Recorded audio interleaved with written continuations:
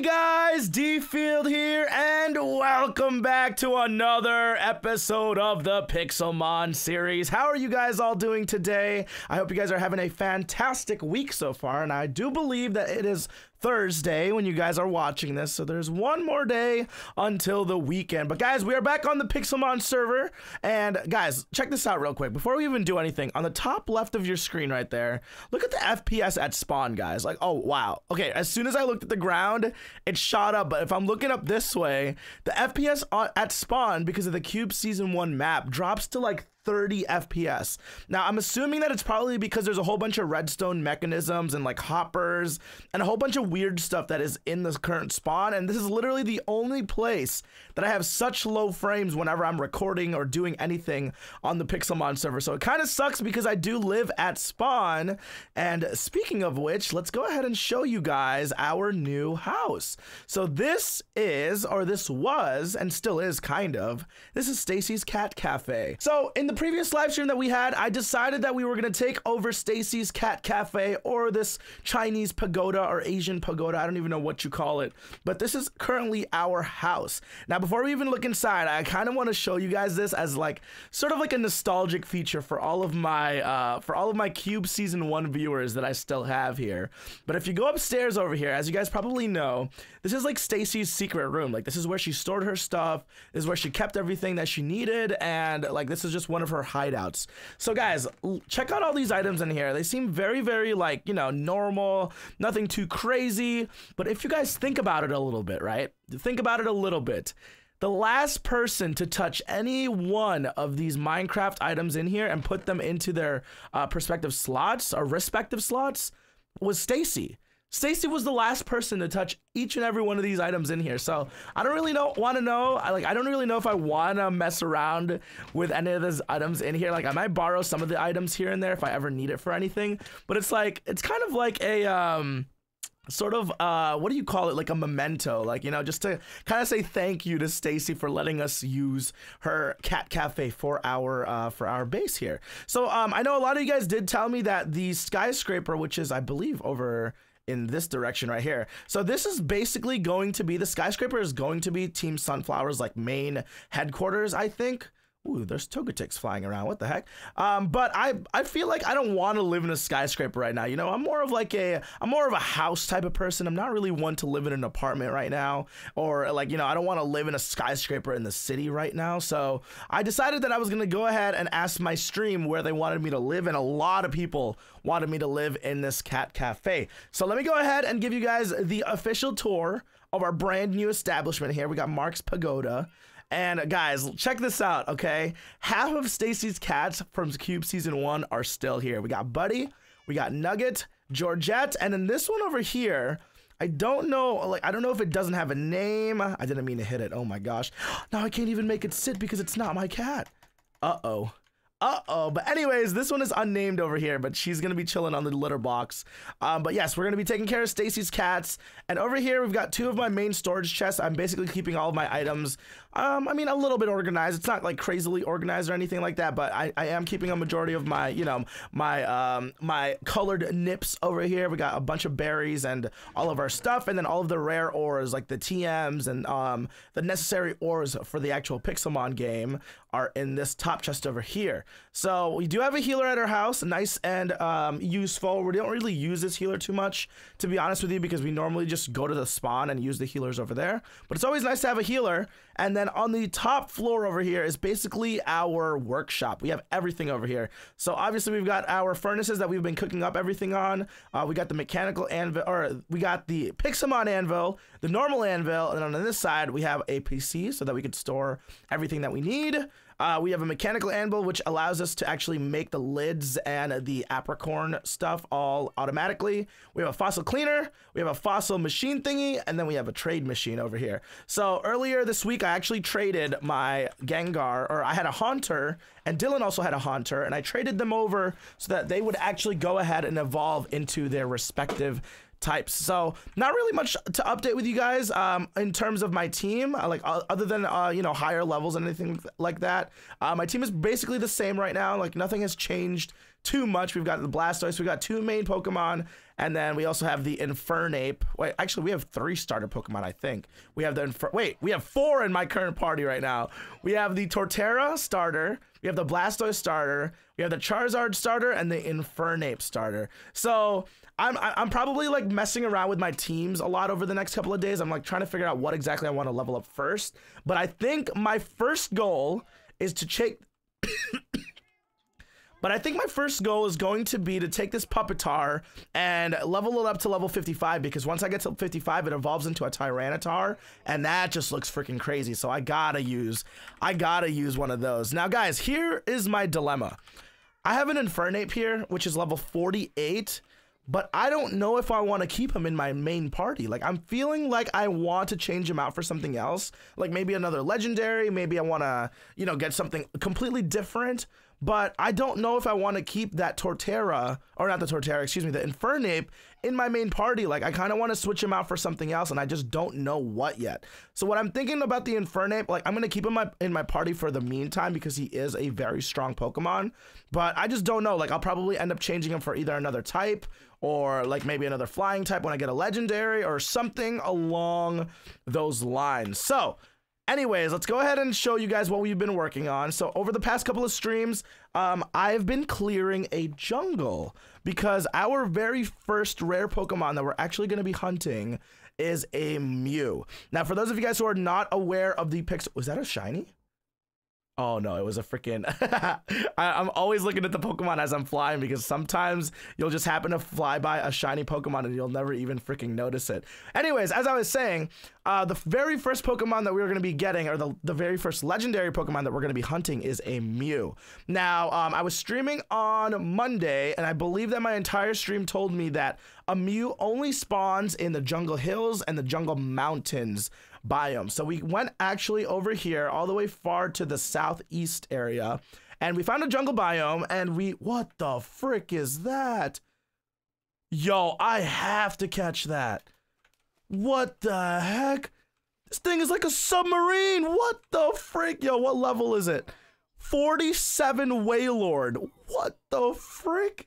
Okay, I hope I don't kill it, because I do have a level 44, and it is going to be freaking oh no. It is going to be super effective when I use Solar Beam, so I'm hoping that it doesn't, like, kill it. Oh my gosh, that was so bad. That was, okay, he's red barred though, so that's good. Let's throw the Ultra Ball. Come on, baby. It's at the very, very bottom of the freaking ocean. I can't even see it. Come on, please. I just want that Wailord. No, it broke free. Okay, we're good. We're good. We have all the Pokemon in the world and 75 Ultra Balls. It has to get caught here. Here it is. I see the ball right in the middle of the screen. 2, 3 wiggles. Boom. There's the Wailord. Okay, now I have to pull out my freaking Blastoise, because I was flying. I want to see what size that freaking thing is, man. Like, let's keep on swimming this way. I keep losing my train of thought. I literally was talking to you guys about Mew, and then we saw that freaking big freaking whale in the middle of the ocean. We had to grab that bad boy. It was just way too large not for me to grab it. So real quickly, before we get back to the Mew conversation, so I know for a fact that H-Bomb is actually trying to collect all of the, like, the minuscule or the pygmy. I don't really know what the right word for it is, but the really, really, really small Pokemon. I'm going to do the exact opposite, and I want my entire team to be enormous. So if you guys look over here, my Pupitar is enormous, which is really freaking sick. My Charizard is only ordinary, which kind of sucks. But you guys see this right here, the nature? Apparently for a Charizard, the nature is the most important, and the modest is the best one to have. So I'm going to kind of keep that Charizard for the meantime. I've got a giant Blastoise, an ordinary Infernape, so I already told you guys I might be changing him in the future, so that doesn't really matter. Ordinary Gengar, and then a small Torterra. So I'm really still working on that kind of side goal of mine of having all enormous Pokemon. But for the meantime, we're going to rock with this current group that we have right now. Anyways, so here we are. We're getting to the jungle right now, and this is basically what I've been working on. Now, I know it looks really, really freaking messy, because it is, and I think I spent around an hour and a half clearing up this jungle area with flint and seals and my bucket of lava. But what I've been doing here during the daytime is, as you guys can see, I made myself a healing pad over here. But what I'm actually doing is, in the daytime, I'm kind of running around this Jungle Hills biome. So if I click F3, this is a Jungle Hills biome right there on the top left of your screen.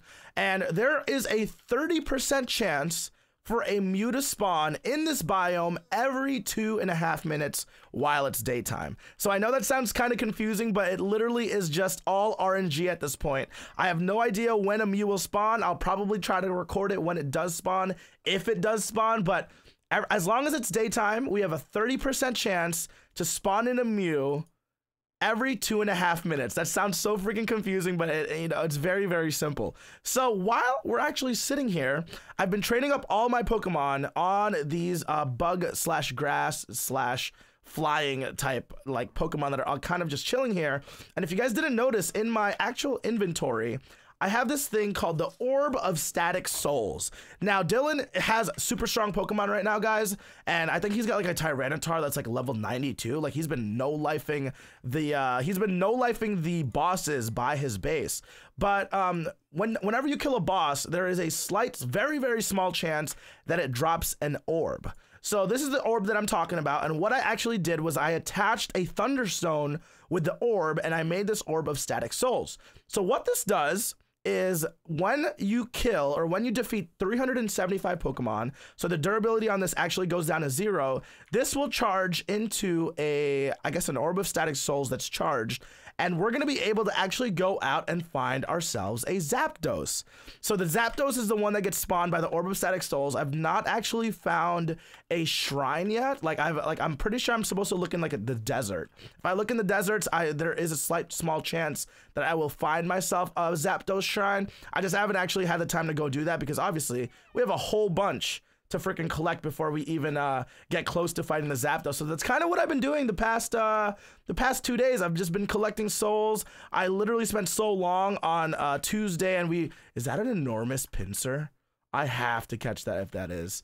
Yo guys, how do I actually use my Pokedex on something so I know, so like I can check what size it is before I actually catch it? But it looks pretty big, so let's actually go ahead and just try to actually catch this real quick here. Oh my gosh, please don't kill it. Please don't kill it. Don't be that person. Okay, we're good. Red bar, nice. Pokeballs. I don't know why, but I have a feeling, or just my own personal preference is, if I get all enormous Pokemon, it's just, I don't know, it just looks really cool. Like your Pokemon is just freaking huge. So, and on the other side of things, freaking H-Bomb's Pokemon are going to be like, you know, it's very, very small size. So it's going to be very unique. So yeah, that's kind of what I've been doing recently, guys. Just wanted to update my, my YouTube audience on the Pixelmon series. I really encourage you guys to go ahead and check out my Twitch streams. As always, like if you guys have never come out to them, link is always going to be down in the description below. But that's kind of what I've been working on. I am hoping to catch a Mew within the next couple of days. Like, you know, it all really just depends on our luck, but that's what I'm going to be doing on Twitch stream tomorrow while trading my Pokemon, while collecting souls. We're getting like 3 things done all in the time span of the same. Oh wait, what am I trying to say here? Oh my god, I can't even talk.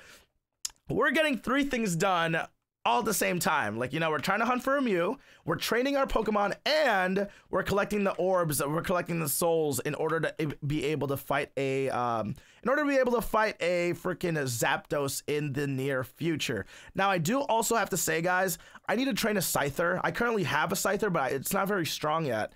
But I have a Scyther, and I need to train it very soon because Scyther is going to be the only Pokemon that I have that can learn the move False Swipe. So I have a level 33 Scyther here. I'm not training him right now for the pure fact that I can actually get a stronger level Scyther here, because Scythers do spawn in the jungle, but this one doesn't actually know, this Scyther doesn't actually know False Swipe yet. So for those of you guys who don't know, False Swipe actually leaves every Pokemon at 1 HP without killing them. So we're looking for more Scyther. Ooh, let's check out this whale. Oh, what? No way. This Wailord is a runt? Look at this. Growth of this Wailord, runt. No freaking way that is a runt. Look how big this is. How is that? Please tell me how this is a runt. What the frick? Okay, we're gonna definitely have to find another Wailord then, because if that is one of the smallest Wailords can get, I can only imagine how freaking enormous Wailord is gonna be, guys. Oh my gosh. But anyways, I'm gonna go ahead and grind out a couple more kills over here. Just wanted to update you guys. I hope you enjoyed today's video, and you know, made you guys, for all of you guys who were watching Cube Season 1, gave you guys a little bit of a walk through memory lane with Stacy's Cat Cafe. But guys, I'm gonna get to work. Hopefully we can go ahead and get ourselves a Mew to spawn in the very, very near future. Thank you guys so much for watching. This is DField. We'll see you guys next time.